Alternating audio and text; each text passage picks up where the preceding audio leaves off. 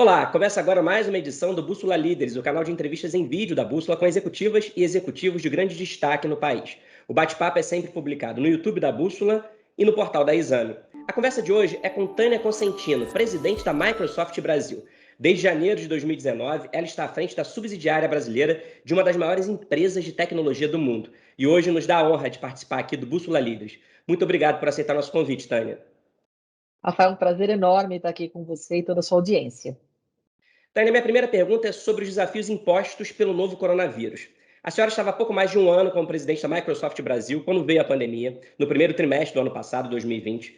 E empresas de todos os segmentos tiveram que se adaptar à nova realidade para garantir a segurança dos colaboradores e consumidores e não deixar os negócios e as atividades pararem. E para isso, a tecnologia, claro, foi fundamental. A transformação digital foi acelerada em todos os setores, o que exigiu de uma companhia como a Microsoft agilidade para prover soluções digitais que fossem capazes de responder às complexas demandas dos seus clientes. Como é que tem sido, então, a experiência da Microsoft Brasil nesse movimento duplo de reação à pandemia? Para dentro, revendo processos e protocolos, e para fora, contribuindo para a transformação digital necessária e urgente dos mais variados setores e atividades. Bom, a nossa primeira preocupação foi olhar para dentro e garantir um ambiente que protegesse todos os nossos colaboradores e colaboradoras. A gente tem praticamente 90% da organização trabalhando de forma remota desde meados de março, aqui no Brasil e em todas as partes do mundo. E a gente já tem alguns países que já estão voltando gradualmente ao trabalho presencial, mas aqui a gente ainda está praticamente com 90% das pessoas de forma remota. As equipes dos data centers estão trabalhando presencialmente, e aí criamos um protocolo ainda mais rigoroso para garantir a segurança dos profissionais que estão na linha de frente, então, e afastando as pessoas que tinham algum tipo de comorbidade, algum problema de saúde próprio ou na família próxima, que exigisse que eles ficassem isolados. Então, essa foi a primeira preocupação. Montamos um comitê de crise e começamos a trabalhar as ferramentas para que as pessoas pudessem trabalhar de casa. Do ponto de vista tecnológico, para a gente não teve surpresa, porque nós estamos acostumados com o trabalho remoto, e foi pegar o nosso computador na empresa, colocar embaixo do braço, não tivemos que fazer nenhum setup adicional ou especial, porque nós habilitamos o trabalho remoto de outros. Então, isso está no centro do nosso negócio. A nossa grande preocupação foi como garantir o bem-estar das pessoas, como garantir que elas tivessem acesso a ferramentas e mecanismos para ajudá-las a passar por esse problema de estresse físico, mas também um estresse mental muito grande. Então, nunca se falou tanto em saúde mental. E aí criamos várias ferramentas para apoio à saúde mental dos nossos colaboradores. A gente fala muito em bem-estar, então ferramentas para promover o bem-estar, para desconectar as pessoas, para que elas possam ter um respiro nessa crise que está tão prolongada e tão complicada, né? A gente ainda não vê uma luz no fim do túnel. E aí, nesse primeiro momento, a gente, com esse comitê de crise, coloca uma série de coisas em prática e já olha de imediato para os nossos clientes, porque eles estavam precisando. Alguns deles já tinham um certo avanço na transformação digital, mas muitos estavam num compasso de espera, esperando o momento mais oportuno para acelerar e trabalhando a transformação cultural requerida por uma transformação digital. Então, todo mundo num ritmo mais lento, e aí nós vimos esses clientes sendo arremessados para o mundo digital. E aí a gente teve que oferecer o suporte não só do ponto de vista técnico, da capacidade técnica dos nossos recursos humanos, apoiando os clientes na transformação, mas da nossa própria infraestrutura, que a gente tem investimentos nos nossos data centers locais desde 2014, a gente tinha um plano de expansão e eu tive que acelerar o plano de expansão do data center para garantir que a gente pudesse oferecer os serviços com resiliência, com segurança, com baixa latência necessária para as atividades dos nossos clientes. Então, e está sendo ainda uma mobilização enorme de todas as equipes, mas somos um setor privilegiado. A área de tecnologia é um setor privilegiado, primeiro por poder trabalhar em casa e segundo por não ter o negócio tão afetado quanto outros negócios. Então a gente pode empoderar a linha de frente. Trabalhamos muito, com muita doação de licenças de software por um certo período, principalmente para setores públicos, que tinham que colocar os seus profissionais também no trabalho remoto e sem budget, sem verba para isso. Trabalhamos muito próximo à área de saúde, onde criamos protocolos e criamos ferramentas para que a área de saúde pudesse operar de forma remota.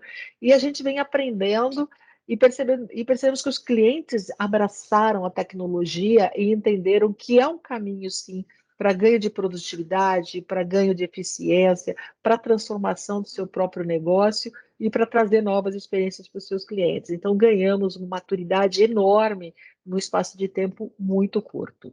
Pois é, a tecnologia virou um caminho sem volta, né, que foi escancarado aí durante a pandemia. E o mercado brasileiro ele tem apostado muito suas fichas agora nas companhias de tecnologia, principalmente após o início da pandemia. Os IPOs de tech têm tido melhor recepção de investidores, por exemplo, aqui no país. Na sua opinião, como é que as techs vão ajudar na retomada da economia? Bom, a gente vê também, eu vejo com muita satisfação, o nosso próprio ecossistema de startups mais dinâmico e o número maior de unicórnios brasileiros. Então, eu fico orgulhosa de ver esse dinamismo nesse ecossistema. O que eu vejo hoje e olhando também para o futuro, a tecnologia, ela traz respostas para desafios importantes da sociedade, da economia e do planeta. E a gente não tinha, há poucos anos, soluções, vamos falar de aquecimento global, a gente não tinha, ou por custo ou por falta de disponibilidade de ferramenta, eu não tinha soluções disponíveis no mercado. E hoje a tecnologia, ela traz soluções, repito, ela traz soluções que permitem que as empresas sejam mais produtivas, ela traz soluções que permitem que uma empresa de varejo se conecte com o seu consumidor, personalizando experiências, permite o acesso à telemedicina.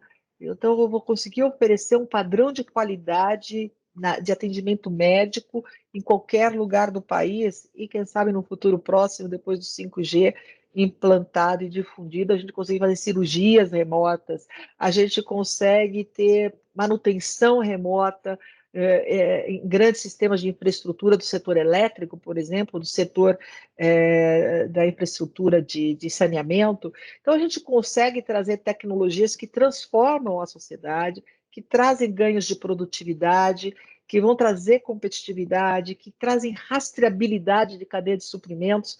Vimos nessa pandemia a fragilidade de uma concentração da cadeia de suprimentos e sem a rastreabilidade delas, e hoje com a tecnologia blockchain você rastreia, você valida, você certifica a sua cadeia de suprimentos. Então, tudo isso é possível hoje e tudo isso traz desenvolvimento econômico. Nós temos um estudo patrocinado por nós, junto com a Frontier View, que mostra que se a gente tivesse uma adoção, isso olhando o Brasil, uma adoção massiva de inteligência artificial nos diferentes setores da nossa economia, nós poderíamos ter um ganho de até 4 pontos percentuais no PIB brasileiro até 2030.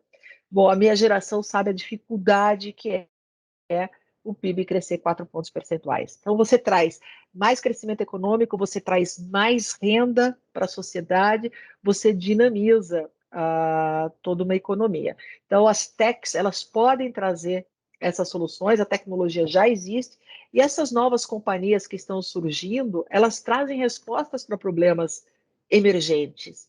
E é por isso que elas são tão valiosas, né? São, muitas empresas com poucos ativos, muito capital intelectual e uma resposta para um grande problema. Pois é, Tânia, você falou aqui de como a inovação tecnológica ela traz ganhos de produtividade nos mais diferentes setores, né? E por isso é tão importante aí na retomada do crescimento brasileiro. Você falou aí como é que a inteligência artificial poderia potencializar o crescimento do PIB. Mas aqui em entrevista à Exame, há 2 semanas, você destacou um desafio para que a gente possa avançar na inovação tecnológica, que é justamente a falta de mão de obra qualificada, capacitada. Você disse que o Brasil hoje tem cerca de 100 mil vagas em aberto por falta de trabalhadores preparados para um mundo mais tecnológico. E como mostrou a pandemia, esse mundo tecnológico é cada vez mais necessário e urgente. Qual é, então, o caminho para a gente resolver esse problema no país? Bom, nós costumamos dizer, e a pandemia mostrou isso, que, né, a Microsoft é uma big tech, mas todas as empresas são empresas de tecnologia.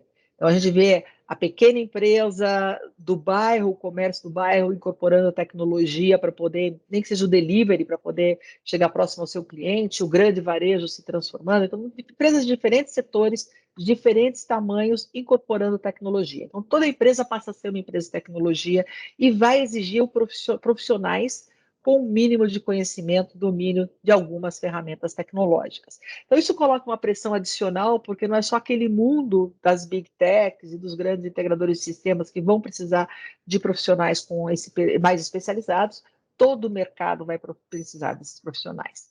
A gente tem um estudo da Brascom que nos mostra, e vai sair agora uma atualização desse estudo em junho, que nos mostra que nós temos ao redor de 100 mil vagas em aberto. A gente vai atualizar o estudo, porque eu acredito que com a pandemia gerou até mais vagas em aberto de TI. Em mais 3 anos, a gente deve chegar a mais de 400 mil vagas em aberto.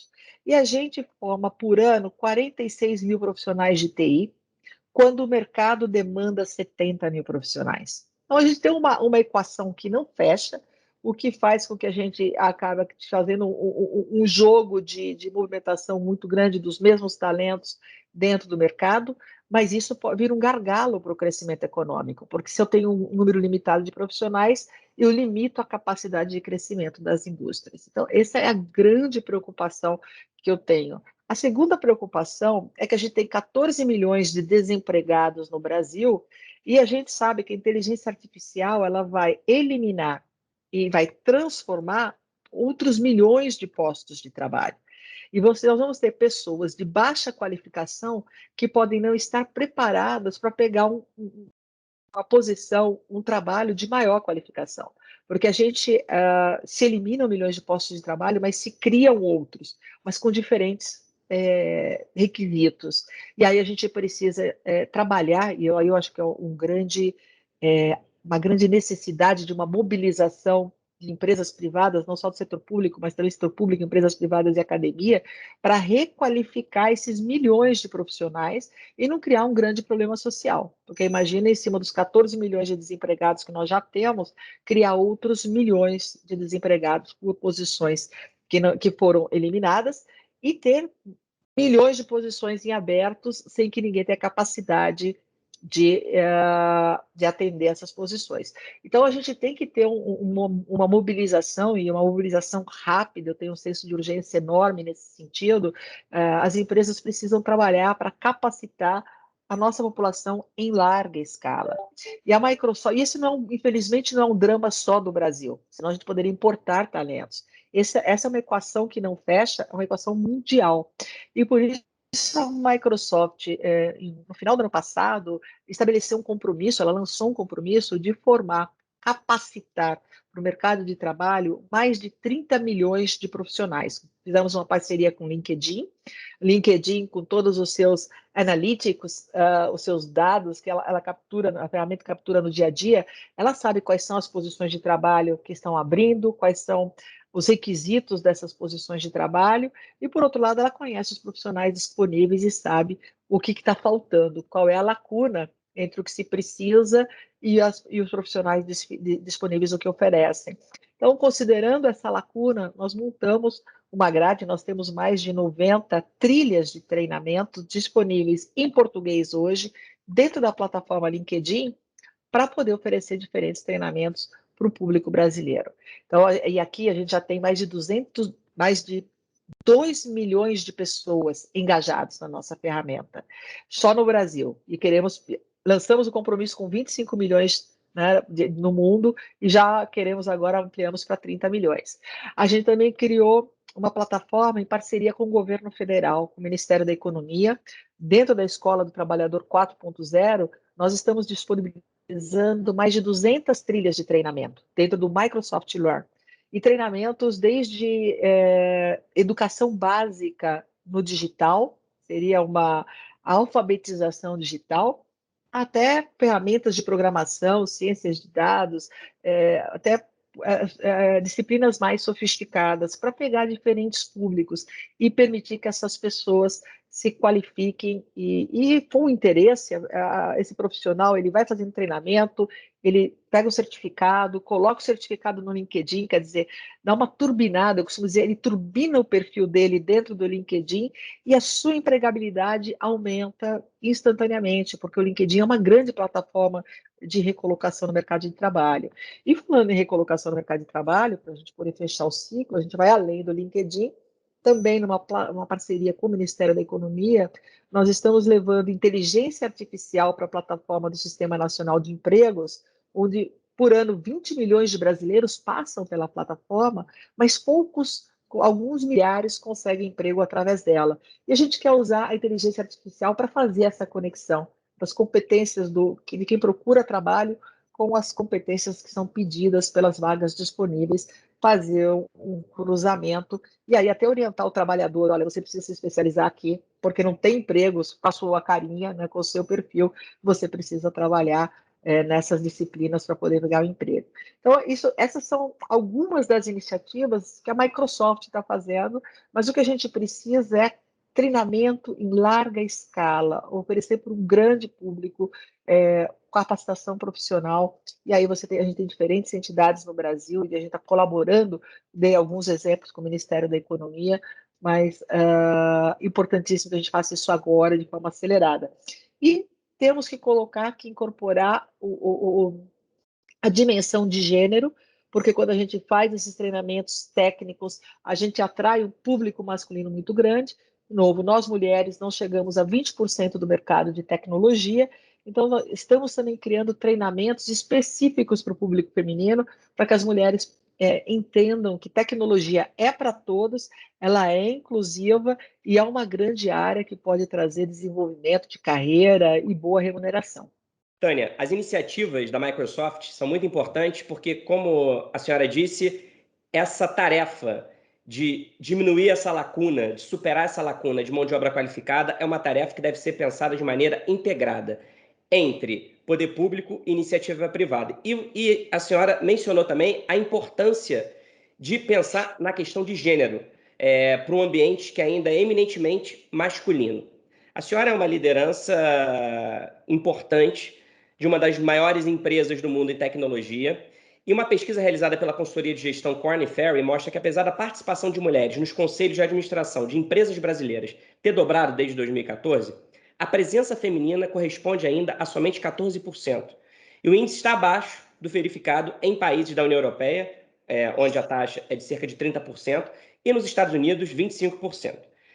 Como é que a senhora tem, então, usado a sua posição para promover cada vez mais a diversidade, tanto na Microsoft quanto no mercado? E como uma liderança do programa He4She da ONU Mulheres, quais são, na sua opinião, ainda os principais desafios na busca por mais equidade, tanto no mundo corporativo quanto na sociedade como um todo?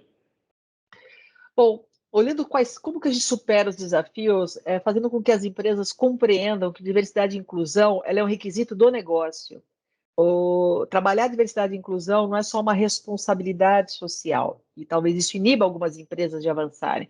É mostrar que a diversidade e a inclusão, ela traz engajamento de funcionários. Então, você olha o teu ambiente, ele é mais rico.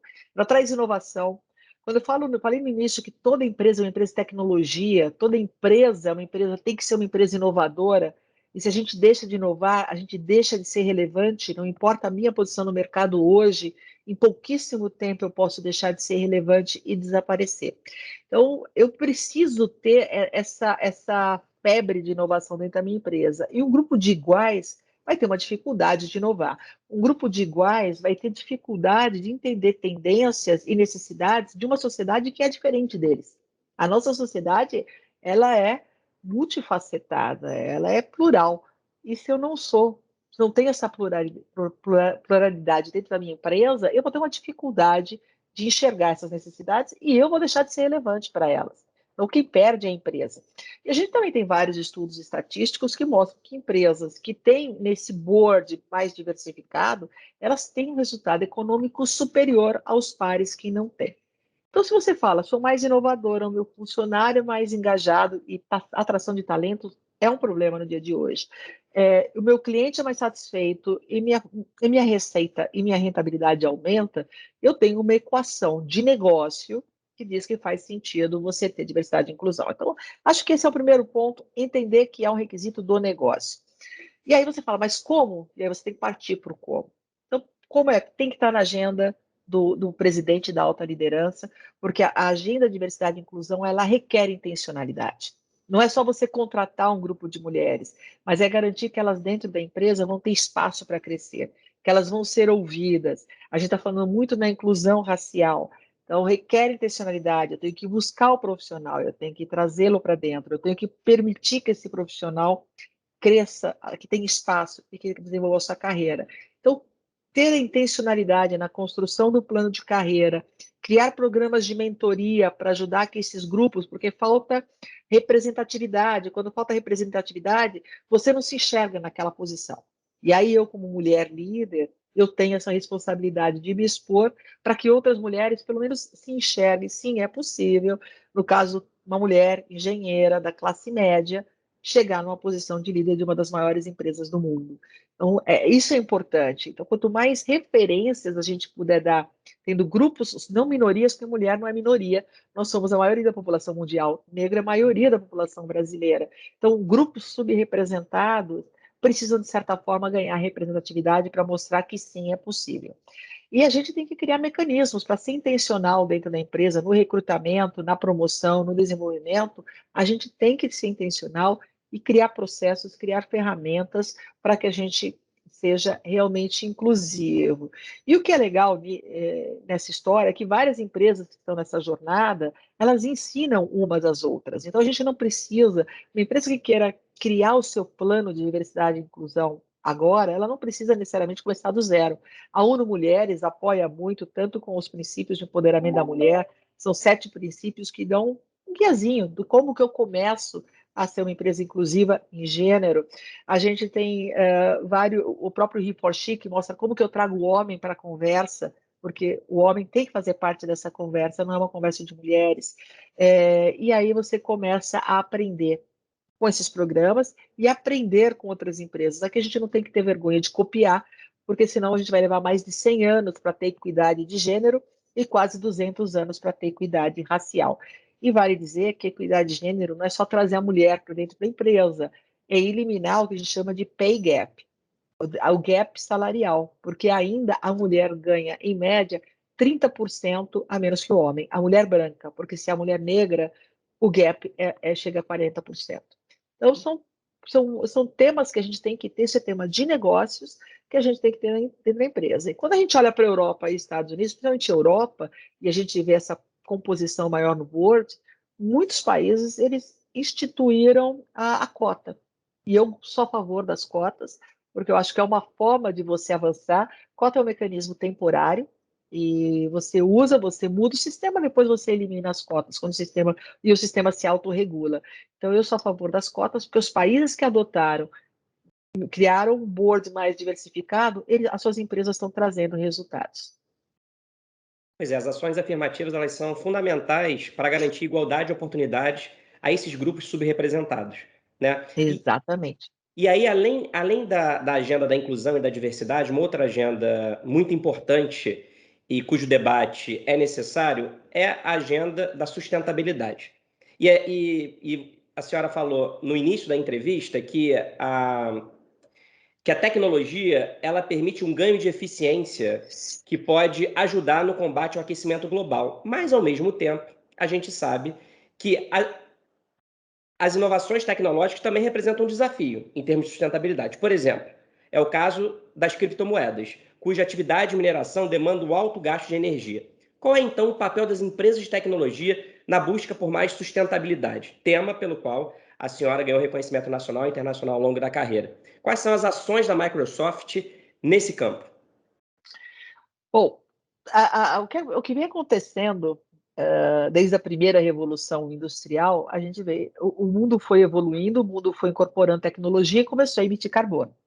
A gente não pode paralisar o avanço do mundo e o avanço na adoção de tecnologia, mas a gente precisa não só paralisar, a gente precisa retroceder nas nossas emissões de carbono. Então, a gente precisa tirar carbono da atmosfera. Então, essa é a grande verdade. Então, quando a gente olha qualquer atividade de tecnologia e mineração de criptomoedas, ela é intensiva no uso de servidores e de data centers, então ela é intensiva no consumo de energia. O que a gente espera? E a gente precisaria ter isso incorporado no custo dessas criptomoedas. Aonde estão esses data centers? Que tipo de energia está alimentando eles? É um data center alimentado com energia de combustíveis fósseis? Ele é alimentado por energias renováveis? Como que é a construção desse data center?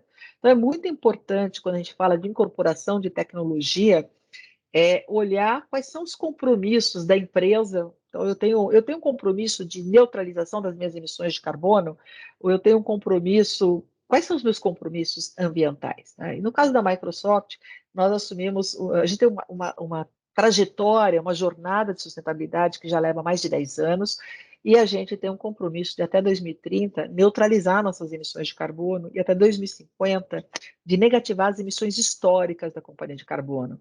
Uma outra coisa com data center, que aí falando de data centers, que também não é só o carbono, a gente é um autoconsumidor, os data centers são autoconsumidores de água para fazer refrigeração de todo o sistema. Então, a gente precisa desenvolver tecnologias de refrigeração que sejam menos intensivas em água. Então, e a Microsoft, ela tem esse compromisso, a gente investe em tecnologias para trazer data centers com menor uso de água na refrigeração, para data centers com energia renovável para diminuir a emissão de carbono, eliminar o diesel dos geradores dos data centers, ter os selos de eficiência energética para garantir que não só os data centers, mas nossas instalações dos escritórios sejam eficientes no uso, no consumo de energia.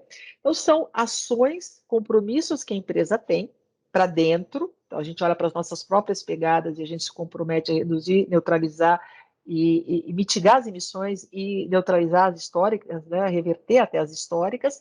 E a gente olha na nossa oferta, porque nós entendemos que a nossa oferta pode trazer um super benefício para o planeta, para a sociedade. Então, quando o meu cliente usa a minha nuvem, ele está comprando serviços de nuvem de que vem de um data center que ele é positivo em energia, que ele é positivo em água. Então, eu estou ajudando o meu cliente, a hora que ele desliga o data center dele e move para o meu, eu estou ajudando o meu cliente a neutralizar suas emissões. Na hora que a gente usa uma ferramenta como a que a gente está usando agora, o Teams, a gente está deixando de fazer uma locomoção com automóvel ou com avião, e a gente está tendo uma boa rentabilidade, uma boa produtividade dentro da nossa reunião, apesar de não estar presencialmente. Então, tem um impacto aqui ambiental tremendo.